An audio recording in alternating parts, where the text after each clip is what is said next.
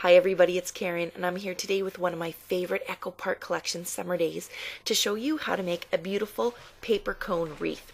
So the first thing that you're going to need is just a wire base. This is just a wreath form, happens to be 12 inches.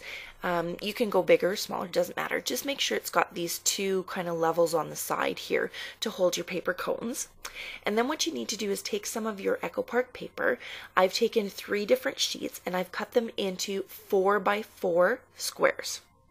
And then I've also taken another 4 different patterns here and I've cut them into 3x3 squares. Now, one of the questions is how many are you going to need? Well, it's going to depend a bit on the size of your wreath form. This one again is 12 inches. And so I cut out 25 of each of the squares. So start with 24 or 25 and then you're going to kind of see if you're going to need to cut out some more to add them on. But that'll give you a good start and a good working base for your wreath. Alright, so let's get to the fun part. Let's create some of these really cute paper cones.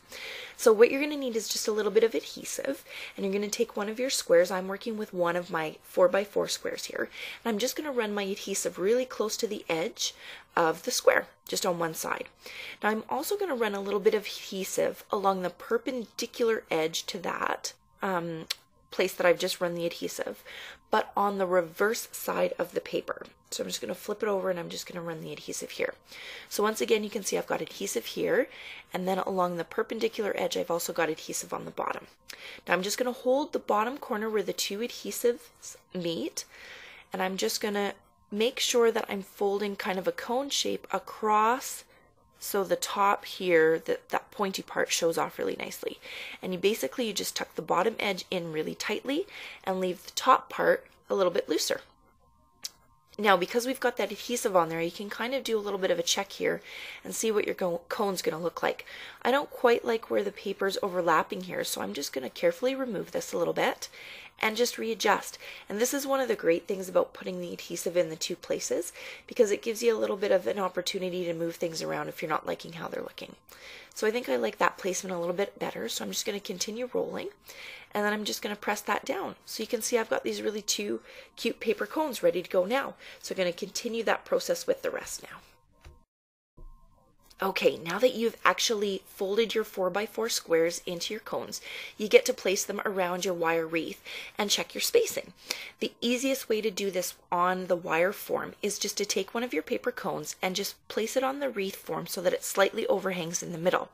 Then just take your finger and just pinch that bottom so that it tucks underneath the wreath form.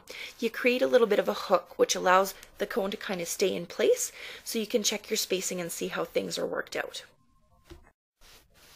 Now that I have my pattern and my placement all figured out, it's just time to actually adhere this layer onto the wreath base. So all you're going to do is just remove one of your cones, just flip it over, and right in that hook that you created, just place a small bead of glue. Just like that. Just place it back onto your wire frame and just press it down so that the glue adheres to both the paper and the wire frame. Now just to kind of hold the top edge in place as well, I'm just going to slightly lift it up and just put a little bead of glue along this outside layer of my wire frame, just to hold kind of this top edge of the cone in place as well. Just like that. So I'm going to go ahead and I'm just going to continue this process with all of the cones on my wreath. I have my first layer of cones glued into place, and you can see it's actually quite a sturdy structure. I can even actually pick it up by the cones and things stay in place.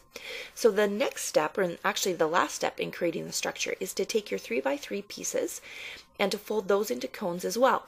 And then all you're going to do, it's so easy, is just repeat the exact same process you did with the first layer, just adding your smaller cones in between all of the spaces that were created.